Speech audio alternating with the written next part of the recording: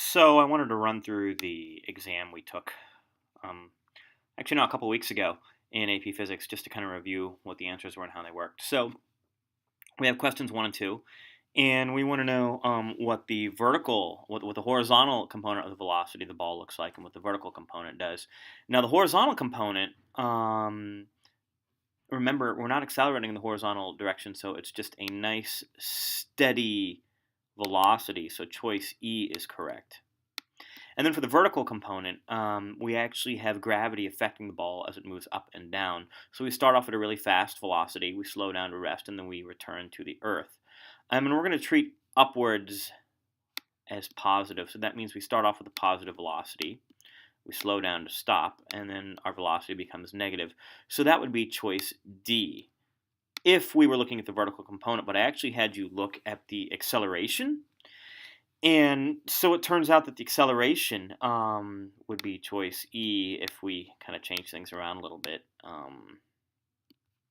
because that's the only constant acceleration we have. Now, for number 3, actually it would be below the line, but we're going to ignore that since I kind of changed the question on you on the test.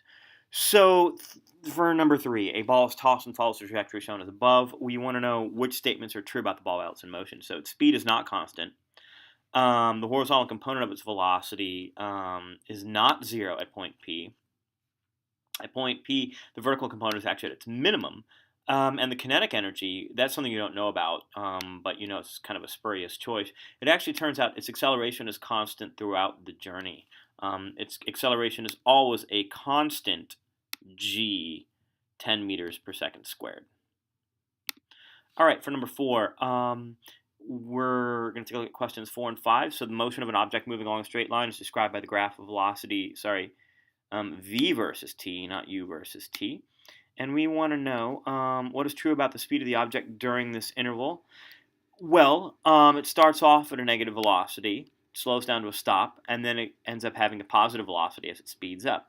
So its speed is going to decrease, stop, and then increase. So that gives me choice E. And then as far as the speed of the object,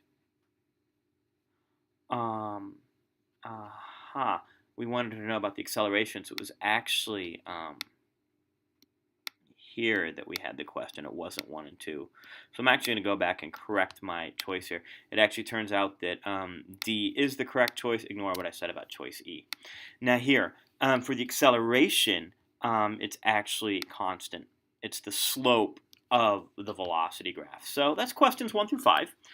And we will do 5 through 10 or 6 through 11 in the next video.